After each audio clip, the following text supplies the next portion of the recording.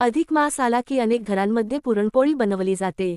काही जण म्हणतात ही फक्त परंपरा आहे, पण खरं तर यामागे आयुर्वेद, ऋतुचर्या, सात्विक आहार आणि अध्यात्म यांचे खोल विज्ञान दडलेले आहे. अध्यात्मानुसार महत्त्व. अधिक मासाला पुरुषोत्तम मास असेही म्हणतात.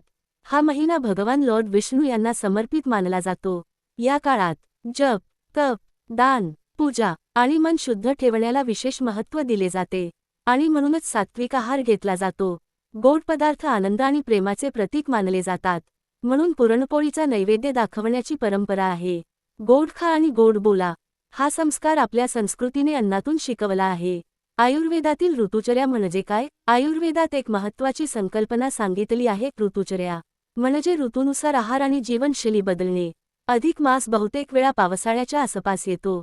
या काळात वातावरण दमट असते, पचनशक्ती मंद होते, वात वाढतो, शरीर थकलेले वाटू शकते. म्हणून आयुर्वेद सांगतो की या ऋतूमध्ये शरीराला ऊर्जा देणारा, उबदार आणि स्निग्ध आहार घ्यावा.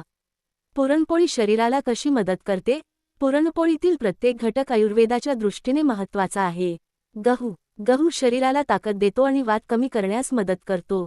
चणा डाळ प्रथिने देते आणि स्नायूंना पोषण देते. गूळ पचन सुधारण्यास मदत करतो आणि शरीरात उष्णता निर्माण करतो.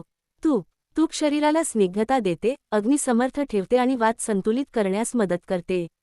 वेलची, जायफळ हे मसाले पचन सुधारण्यास मदत करतात.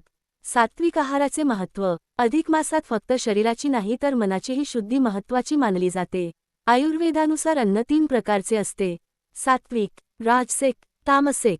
सात्विक अन्न मन शांत ठेवते, विचार सकारात्मक ठेवते आणि शरीर हलके ठेवते. पुरणपोळी घरगुती, ताजी, प्रेमाने बनवलेली आणि सात्विक घटकांनी तयार केलेली असते, म्हणून ती या महिन्यात विशेष मानली जाते. पण आयुर्वेद एक महत्त्वाची गोष्ट सांगतो: कोणतीही गोष्ट योग्य प्रमाणात घेतली तरच ती औषधासारखी काम करते. अतिगोड किंवा अतितूप सेवन केल्यास कफ वाढू शकतो, वजन वाढू शकते आणि पचनावर परिणाम होऊ शकतो. म्हणून मर्यादित प्रमाणात, गरम तुपासोबत आणि दिवसाच्या वेळी सेवन योग्य मानले जाते.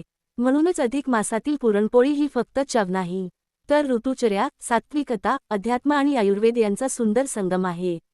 अशाच आयुर्वेद आणि भारतीय संस्कृतीमागील विज्ञान जाणून घेण्यासाठी माझ्या चॅनलला लाईक, शेअर, फॉलो आणि सबस्क्राईब नक्की करा.